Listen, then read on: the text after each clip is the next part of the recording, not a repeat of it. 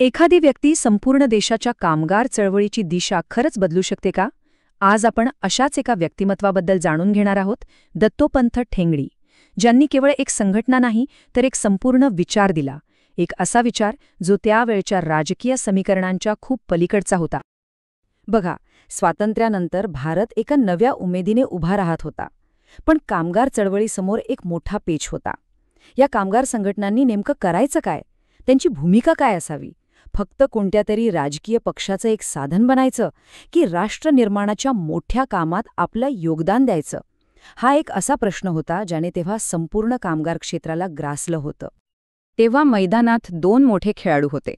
एका बाजूला होती काँग्रेसशी जोडलेली इंटेक, जी साहजिकच सत्ताधारी पक्षाच्या धोरणांशी बांधलेली होती, तर दुसऱ्या बाजूला होती कम्युनिस्ट विचारांशी आयटक, जिची सगळी प्रेरणा आंतरराष्ट्रीय वर्ग संघर्षाच्या सिद्धांतांमधून येत होती. या दोन्हीच्या राजकारणामध्ये कुठेतरी राष्ट्र आणि खुद्द कामगार यांचं हित बाजूला पडत होतं.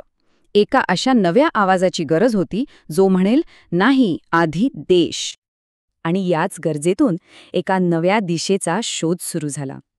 या शोधाच्या केंद्रस्थानी होते दत्तोपंत ठेंगडी, एक असा तरुण ज्याने स्वतःसाठी एक वेगळा, खूप खडतर मार्ग निवडला होता, तो म्हणजे राष्ट्रसेवेचा.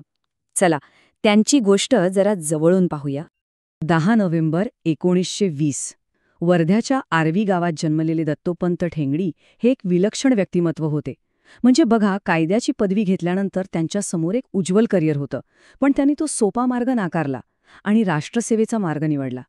विचार करा, देशभर फिरून 11 पेक्षा जास्त भाषा शिकणं. यामुळे काय झालं तर त्यांना लोकांच्या मनात थेट प्रवेश मिळाला. त्यांच्या समस्या अगदी मुळापासून समजून घेता आल्या. मग 1949 मध्ये श्री गुरुजी गोळवलकर यांच्या मार्गदर्शनाखाली दत्तोपंतांनी भारतातल्या कामगार क्षेत्राचा अभ्यास सुरू केला. पण हा काही साधासुधा पुस्तकी अभ्यास नव्हता. ते स्वतः वेगवेगळ्या कामगार संघटनांमध्ये गेले, त्यांच्यासोबत काम केलं आणि तिथे त्यांना एक धक्कादायक सत्य जाणवलं. त्यांना एक गोष्ट अगदी स्पष्टपणे जाणवली की कामगारांच्या नावावर फक्त आणि फक्त राजकारण सुरू आहे. कामगार आणि देश या दोघांचंही हित बाजूला सारलं जातंय. याच अस्वस्थ करणाऱ्या जाणीवेतून एका वेगळ्या प्रकारच्या कामगार संघटनेचा जन्म झाला. ही प्रक्रिया कशी घडली ते बघा. 1949 मध्ये अभ्यासाला सुरुवात झाली. 6 वर्ष त्यांनी सगळं अनुभवलं आणि 1955 पर्यंत त्यांना खात्री पटली की आता एका नव्या पर्यायाची गरज आहे. आणि मग तो दिवस उजाडला. 23 जुलै 1955 भोपाळमध्ये केवळ 35 कार्यकर्त्यांना सोबत घेऊन त्यांनी भारतीय मजदूर संघाचा पाया रचला. फक्त 35. आणि या संघटनेचं घोषवाक्य खरं तर हेच तिचं संपूर्ण तत्वज्ञान सांगतं. देश के हित में करेंगे काम, काम का लेंगे पूरा दाम. या दोन खूप महत्वाच्या गोष्टी आहेत. पहिली, देशाप्रती असलेली जबाबदारी, आणि दुसरी, स्वतःच्या श्रमाच्या मोबदल्यासाठीचा हक्क. या एका घोषणेने कामगार चळवळीला राष्ट्रभक्तीची एक नवी, सशक्त ओळख दिली. ठेंगडीजींनी औद्योगिक संबंधांकडे पाहण्याचा एक अगदी नवा दृष्टिकोन दिला. त्या काळात जगभर एकच समीकरण होतं, मालक कामगार म्हणजेच संघर्ष. पण त्यांनी सांगितलं, नाही, यांचा आधार संघर्ष नाही तर सहयोग असायला हवा. हा त्या काळासाठी एक प्रचंड क्रांतिकारी विचार होता. आणि या विचाराचा पाया होता त्यांची प्रसिद्ध त्रिसूत्री. पहिलं, राष्ट्राचं औद्योगिकीकरण, म्हणजे देशाची प्रगती तर झालीच पाहिजे, यात काही तडजोड नाही. दुसरं, उद्योगांचं श्रमिकीकरण, म्हणजे कामगारांना केवळ नोकर न समजता त्यांना व्यवस्थापनात भागीदार बनवणं. आणि तिसरं, श्रमिकांचं राष्ट्रीयकरण, म्हणजेच कामगाराची पहिली निष्ठ ही त्याच्या देशाप्रती असली पाहिजे. बरं, मग प्रत्यक्षात याचा अर्थ काय होता? याचा अर्थ असा की कामगार आता स्वतःला केवळ शोषित किंवा पीडित समजत नव्हता, तर तो एक राष्ट्रनिर्माता आहे हे त्याला कळलं. त्याचं ध्येय फक्त पगारवाढ नव्हतं, तर देशाची प्रगती हे होतं. या एका विचाराने कामगारांना एक नवा आत्मसन्मान दिला. ठेंगडीजींची ही सहयोगाची कल्पना फक्त कारखान्यांपुरती मर्यादित नव्हती. त्यांच्या मते संपूर्ण देशाच्या अर्थव्यवस्थेलाच एका नव्या, तिसऱ्या मार्गाची गरज होती. आणि हा मार्ग काय होता हे पाहणं खरंच खूप रंजक आहे. त्यांनी त्यावेळच्या 2 मोठ्या जागतिक विचारसरणींना सरळ नाकारलं. एकीकडे होती भांडवलशाही, जी त्यांना फक्त नफा आणि उपभोगावर आधारित वाटली, शोषण करणारी वाटली. आणि दुसरीकडे होता साम्यवाद, जो त्यांना व्यक्तीचं स्वातंत्र्य आणि त्याचा आत्मसन्मानच चिरडण टाकणारा वाटला. मग त्यांचा तिसरा मार्ग होता तरी कोणता? तर त्याचा पाया होता एकात्म मानवतावाद, जो पंडित दीनदयाळ उपाध्याय यांनी मांडला होता. आता सोप्या भाषेत सांगायचं झालं तर हा विचार म्हणतो की माणसाच्या फक्त भौतिक गरजा महत्वाच्या नाहीत, नाही, तर त्याचं मन, बुद्धी आणि आत्मा यांचाही विचार व्हायला हवा, आणि हा विकास निसर्ग आणि राष्ट्रासोबत ताळमेळ साधणारा असावा. या तिसऱ्या पर्यायाचं अंतिम ध्येय होतं सर्वेपी सुखिनः सन्तु, म्हणजे सर्वांचं सुख.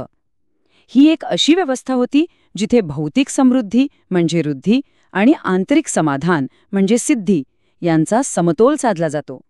याचाच अर्थ विकास केवळ आकड्यांमध्ये नाही, तर तो लोकांच्या जीवनात दिसला पाहिजे.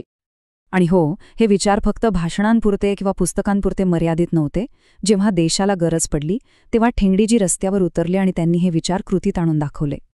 1990च्या दशकात डंकेल प्रस्ताव नावाचं एक वादळ आलं होतं. वरवर पाहता हा एक आंतरराष्ट्रीय व्यापार करार होता, पण ठेंगडीजींनी त्यातील खरा धोका ओळखला.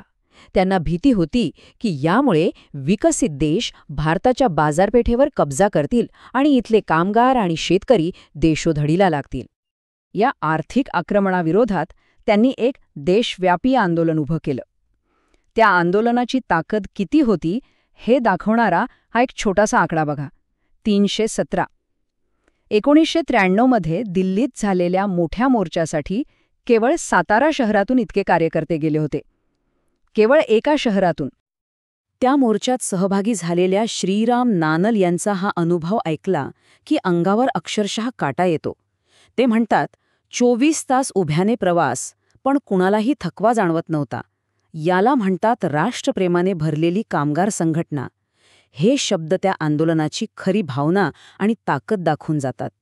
दत्तोपंत ठेंगडे यांनी केवळ विचारच दिले नाहीत, तर त्या विचारांना जगणाऱ्या आणि पुढे वाढवणाऱ्या संस्था उभ्या केल्या. त्यांचा वारसा आज फक्त एका संघटनेपुरता मर्यादित नाही, तो खूप खूप व्यापक आहे. त्यांनी आपलं आयुष्य संस्था उभारणीसाठीच समर्पित केलं.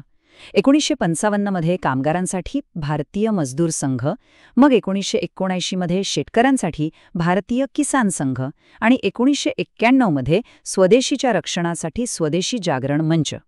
त्यांची दृष्टी कामगारांपासून शेतकऱ्यांपर्यंत आणि संपूर्ण देशाच्या अर्थव्यवस्थेपर्यंत पोहोचली होती. त्यांचा वारसा खरंच खूप मोठा आहे. त्यांनी BMSला देशातील सर्वात मोठी कामगार संघटना बनवलं.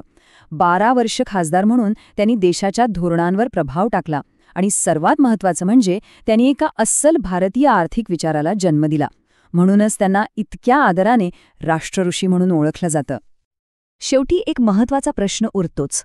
राष्ट्रीय ओळख आणि मानवतावादावर आधारित एका व्यक्तीची विचारसरणी खरोखरच एका राष्ट्राच्या अर्थव्यवस्थेला एक शाश्वत, एक टिकाऊ असा तिसरा मार्ग देऊ शकते का? यावर नक्कीच विचार करायला हवा, नाही का?